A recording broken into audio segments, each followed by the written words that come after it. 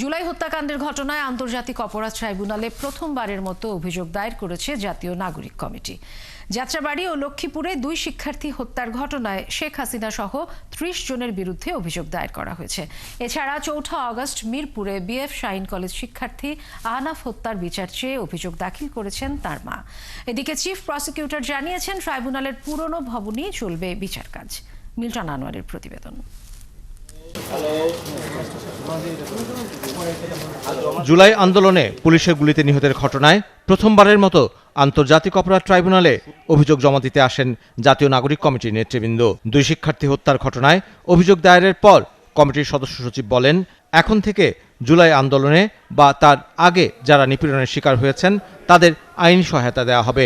কেবল জুলাই অভ্যুত্থানে নিহত শহীদ ও আহত যোদ্ধারাই নয়, বিগত আওয়ামী ফ্যাসিবাদী আমলে নানা সময় যারা হত্যাকাণ্ডের শিকার হয়েছেন এবং স্কুল কলেজ বিশ্ববিদ্যালয় মাদ্রাসা সহ বিভিন্ন শিক্ষা প্রতিষ্ঠানে যেসব শিক্ষার্থী অত্যাচার নির্যাতনের শিকার হয়েছেন তাদেরকে ন্যায় বিচার প্রাপ্তির লক্ষ্যে জাতীয় নাগরিক কমিটি প্রো বোনো সার্ভিস তথা বিনামূল্যে আইনি সহায়তা প্রদান করবে। 2 শিক্ষার্থীর বাবা বলেন, স্বজন হারানোর বেদনা আর সন্তান হারানোর বেদনা এক নয়।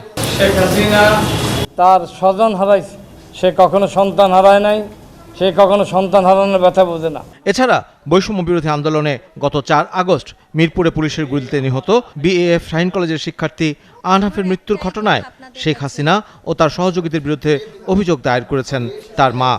আমার একটাই কথা আপনাদের কাছে, একটাই বার্তা যে আমার বাচ্চা যেন সুষ্ঠু বিচার পায়। এ সময় জুলাই হত্যাকাণ্ডের তথ্য দিতে শিক্ষার্থীদের প্রতি আহ্বান জানান চিফ প্রসিকিউটর।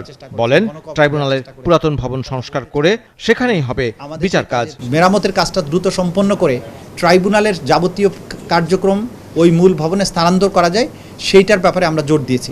এই ছাত্ররাই যেহেতু মূল আন্দোলনটা করেছিল, যখন তারা মাঠে ছিল তখন অন্যরা ছিল না, সেই কারণে তারাই জানে যে তাদের উপরে যে নিষ্ঠুরতা হয়েছে, হত্যাকাণ্ডটা হয়েছে, সেই বিষয়গুলোর ব্যাপারে তারাই তথ্য দিতে পারবে। জুলাই হত্যাকাণ্ড সহ গুম ও খুনের অভিযোগে এ নিয়ে আন্তর্জাতিক অপরাধ ট্রাইব্যুনালে মোট 54টি অভিযোগ জমা পড়েছে।